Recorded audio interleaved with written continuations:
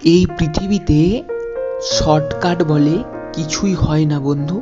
তুমি যেই জিনিসটাই আজ বিনা পরিশ্রমে শর্টকাটে পেতে চাইবে সেই জিনিসটা কিন্তু তুমি পাবে না।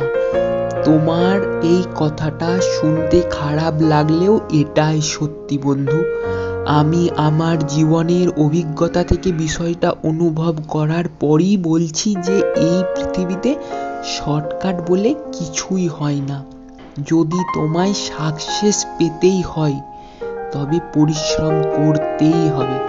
শর্টকাট মানে তুমি ভাবছো আজ যেই কাজটা হাতে নিলাম কালই ওই কাজটাই সফলতা পাবো। না না বন্ধু, সফলতা পেতে গেলে চাই ধৈর্য, চাই আত্মবিশ্বাস।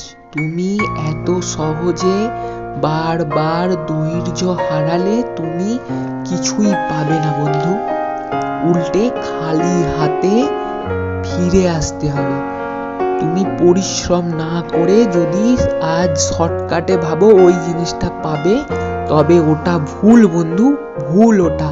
তাই আজ থেকে নিজেকে পরিবর্তন করো আর এটাই বলো যে আমাকে ওই কাজটা করতেই হবে, যত কষ্টই আসুক, যত বাধা আসুক, যত মানুষই তোমার বিরুদ্ধে কথা বলুক, তোমাকে তোমার আত্মবিশ্বাস, তোমার ধৈর্য আর তোমার ওই জিনিসটার প্রতি লক্ষ্যে তোমাকে স্থির থাকতেই হবে, তোমাকে লক্ষ্যে পৌঁছাতেই হবে। আর এইটাই মাথায় রেখো যে পরিশ্রম করতেই হবে। পরিশ্রম ছাড়া কোনো জিনিস হাতের কাছে আসে না। পরিশ্রমই একটা মানুষকে পরিবর্তন করতে পারে। কর্মই একটা মানুষের জীবনের পথের সঙ্গী হতে পারে। পরিশ্রম না করলে তুমি হেরে যাবে বন্ধু।